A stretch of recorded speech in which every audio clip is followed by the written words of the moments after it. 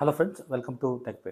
Friends, ఈరోజు సప్తగిరి గ్రామీణ bank ఎవరైతే వాడుతున్నారో వాళ్ళకి ఒక ఇంపార్టెంట్ అప్డేట్ నేను తీసుకొని రావడం జరిగింది. చాలా ఇంపార్టెంట్ అనమాట. కానీ లేక మీ ఫ్రెండ్స్ కానీ లేక కుటుంబ సభ్యులు ఎవరైనా సప్తగిరి గ్రామీణ బ్యాంకులో అకౌంట్ కలిగి ఉంటే కనుక ఈ ఇంపార్టెంట్ వీడియోని వాళ్ళకి షేర్ చేయడం ద్వారా మీరు వాళ్ళకి హెల్ప్ చేసిన వాళ్ళు అవుతారు. ఆ ఇంపార్టెంట్ అప్డేట్ ఎంతో మనం తెలుసుకోబోతున్నాం. చిన్న ఇంటర్ తర్వాత చూద్దాం.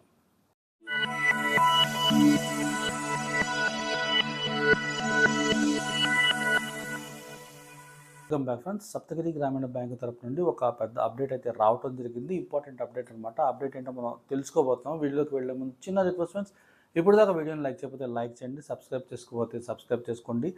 చిన్న వీడియోస్ ద్వారా మీకు అప్డేట్స్ అన్నీ చెప్తూ ఉంటాం. బ్యాంక్కి సంబంధించిన, ఫోన్కి సంబంధించిన, గూగుల్ పేకి సంబంధించిన అన్నీ ఎవరు అడిగినా సరే ప్రశ్నలకి నేను సమాధానం మ్యాక్సిమం చెప్తూ ఉంటాను. సో లైక్ చేసి నన్ను సపోర్ట్ చేస్తానని కోరుకుంటున్నాను. మాటల్లోకి వస్తే కనుక సప్తగిరి గ్రామీణ బ్యాంక్ సంబంధించిన ఒక పెద్ద అప్డేట్ అయితే రావడం జరిగింది. అది ఏంటి అంటే కనుక సప్తగిరి గ్రామీణ బ్యాంక్ సంబంధించి ఇప్పుడు దాకా మనం వాడుతున్న ఐఎఫ్సిఐ కోడ్స్ ఏవైతే ఉన్నాయో అవి మారిపోతున్నాయంట. సో కొత్త కోడ్స్ మీకు ఎస్ఎంఎస్ ద్వారా పంపిస్తామని చెప్పడం జరిగింది. ఒకవేళ మీకు రాకపోతే కనుక బ్యాంకుకు వెళ్ళి కొత్త ఐఎఫ్సిఐ కోడ్ని మీరు పొందొచ్చు. ఈ ఐఎఫ్సిఐ కోడ్ అనేవి చాలా మనకి ఉపయోగపడతాయి. కొంతమంది మనకి ఎందుకులే అనుకుంటాం, కానీ ఒక్కోసారి సడన్గా మనకి అవసరం ఉంటూ ఉంటాయి.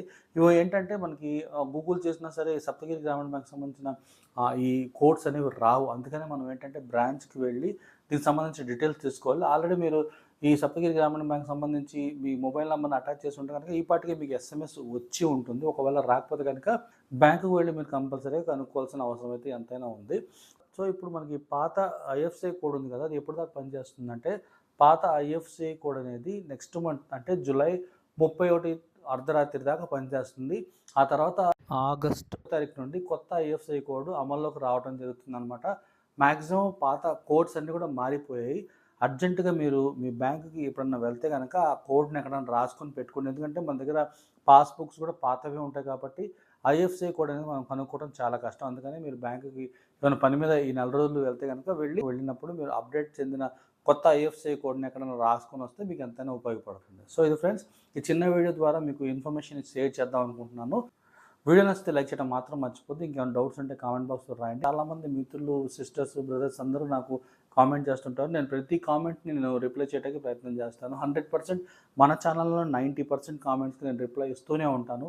సో మీరు కూడా ఇట్లా వీడియోని షేర్ చేస్తే కనుక మరింత మందికి ఇది చేరువై చాలామందికి మన వీడియో అనేది హెల్ప్ఫుల్ అవుతుంది. ఛానల్ని సబ్స్క్రైబ్ చేసుకోకపోతే సబ్స్క్రైబ్ చేసుకోండి. పక్కన ఉన్న బెల్ ఐకాన్ని మీరు ఓకే చేస్తే కనుక మనం పెట్టే వీడియోస్ మీకు నోటిఫికేషన్ ద్వారా తెలుస్తూ ఉంటుంది.